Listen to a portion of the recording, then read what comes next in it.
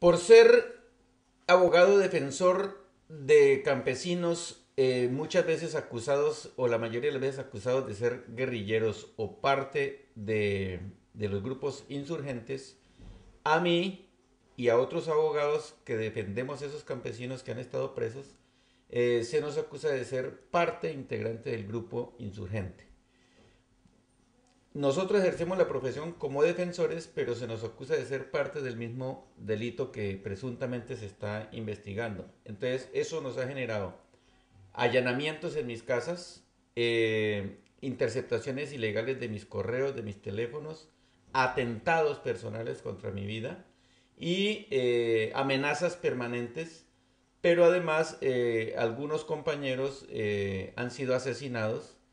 a colegas abogados, y yo he tenido la suerte, si se quiere decir, que todavía sigo vivo, pero he tenido que desplazarme ya en dos oportunidades de Colombia. En una oportunidad duré un año en Chile y en este momento ya voy a cumplir 6 meses en Asturias, que me ha acogido temporalmente. Pero yo voy a regresar. Pero el caso mío se repite a miles de colombianos que estamos en la misma circunstancia.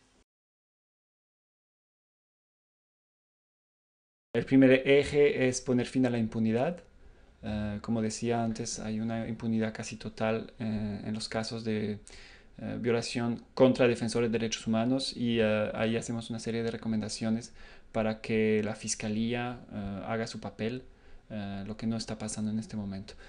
El segundo eje es precisamente el tema de la inteligencia estatal. Colocar una institución del Estado que depende directamente del Ejecutivo para perseguir de la manera más infame a los defensores de derechos humanos, para neutralizarlos, como ellos dicen, para tratarlo como blancos, para perseguir hasta la más profunda intimidad de sus familias, de sus hijos, para hacer operaciones ofensivas incluso que van desde las amenazas de muerte hasta atentados, hasta lograr privarles de apoyo financiero o lograr imponerles multas administrativas. Bueno, eso nunca lo habíamos visto, una capacidad enorme de una voluntad del Estado de destruir un trabajo de defensores de derechos humanos, afectándoles en su vida psicológica, en su vida personal, en su proceso de desarrollo institucional, en sus aportes a la comunidad, al pueblo, a la comunidad internacional en general. Es algo extraordinario, es algo sin parangón, digo extraordinario por lo perverso. El tercer punto es poner fin a la campaña de estigmatización, a los señalamientos sistemáticos que se generan desde el presidente Uribe y sus ministros y asesores. Como ahora recientemente hemos tenido la oportunidad de constatarlo una vez más en Bruselas, la semana anterior el vicepresidente Francisco Santos saca su carga, es así una carga ideológica preconcebida y peligrosista contra los defensores de derechos humanos, que hemos venido señalando que la Unión Europea no debe negociar un tratado de libre comercio con Colombia. El cuarto tema es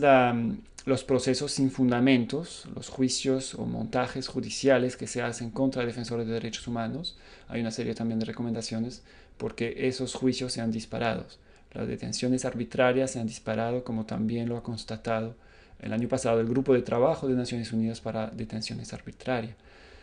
Finalmente, el quinto eje tiene que ver con el programa de protección a defensores, que es una iniciativa que existe desde hace más o menos 10 años en Colombia,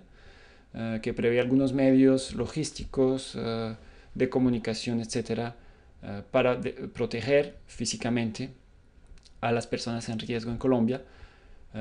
El hecho de que exista tal programa a la vez es positivo, a la vez muestra la gravedad. Hay casi 3.000 personas que reciben protección de esta manera en Colombia, muestra la gravedad de la situación,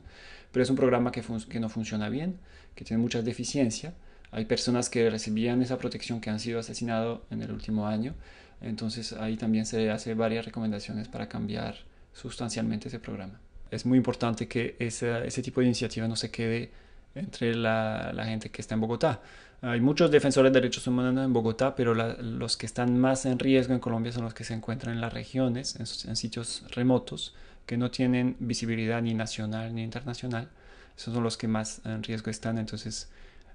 para ellos y con ellos es que se quiere desarrollar esa campaña. El presidente Uribe, en su posesión el 7 de agosto de 2002, ubicó al departamento de Arauca como un experimento para su política bandera, que es la seguridad democrática. ¿Por qué Arauca? Porque Arauca, como lo decíamos anteriormente, es una región geoestratégicamente ubicada, donde existen los principales yacimientos petroleros del país, demasiadamente rico en biodiversidad, y toda su frontera, todo su territorio limita con la República Bolivariana de Venezuela. Y el fatídico 4 de noviembre a las 5 se inicia ese operativo gigantesco entre el DAS, que es la Policía de Inteligencia del Estado, el Ejército Nacional, y la Fiscalía, que es el ente acusador en nuestro país, y reinsertados, entre comillas, o informantes que se dedican a darle dedo a la gente para que esos organismos procedan y les hagan los montajes.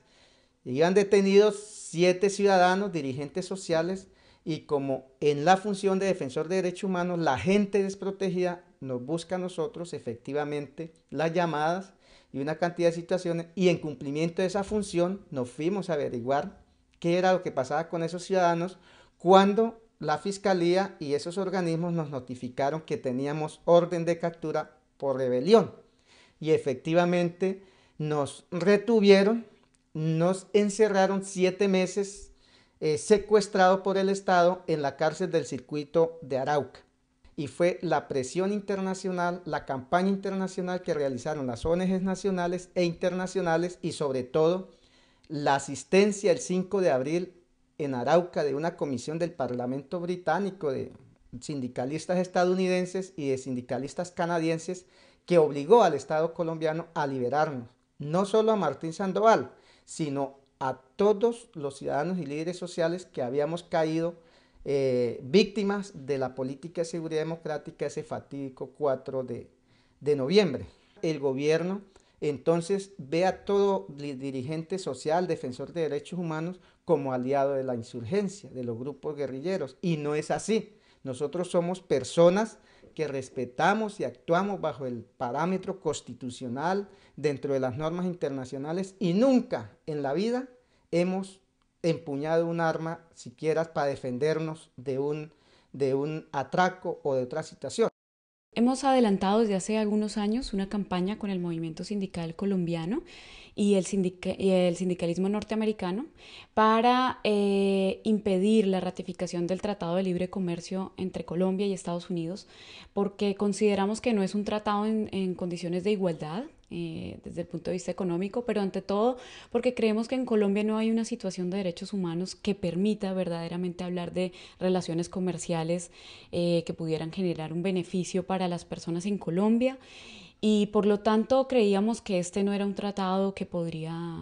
avanzar mientras esta situación siga siendo grave, generalizada, sistemática contra las y los sindicalistas en Colombia. Esta era nuestra tarea principal. Y en la labor de denuncia y de visibilización de la situación hemos desarrollado una serie de acciones. Una de ellas se refirió específicamente a una audiencia ante el Congreso norteamericano, en la que yo preparé un informe específico sobre violencia e impunidad contra sindicalistas, y posteriormente esta audiencia fue señalada por el alto gobierno de Colombia como una audiencia de apátridas, de personas que estaban en contra o con odio político contra el gobierno de Colombia, lo cual aumenta las posibilidades de riesgo, y fue evidente. Unos semana después me amenazaron gravemente y tuve hostigamientos contra mí en mi sitio de trabajo, de vivienda, contra algunas personas de mi familia. Entonces esto generó que tuviera que desplazarme temporalmente fuera del país para garantizar, digamos, una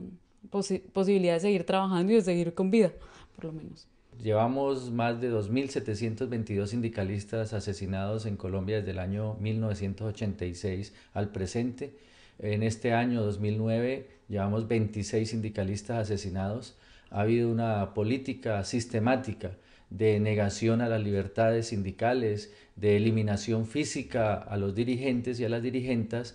por parte de organizaciones de extrema derecha, muchas veces vinculados a empresarios, a ganaderos y con la benevolencia del gobierno. Por eso esa política de impedir el ejercicio de las peticiones, el ejercicio de las libertades sindicales, el derecho a tener un trabajo digno, pues nos ha significado que no se nos vea, haya una cultura antisindical y se nos persiga. Allí hacer una marcha pacífica de los trabajadores un 1 de mayo se convierte en todo un operativo de guerra y eso es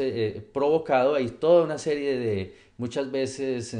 organismos del Estado infiltran las manifestaciones, generan provocaciones y nos toca los dirigentes sindicales pues tratar de garantizar la movilización pacífica, pero encontramos toda esa perturbación. Por eso nosotros en la medida en que hacemos nuestra labor sindical empezamos a aparecer en los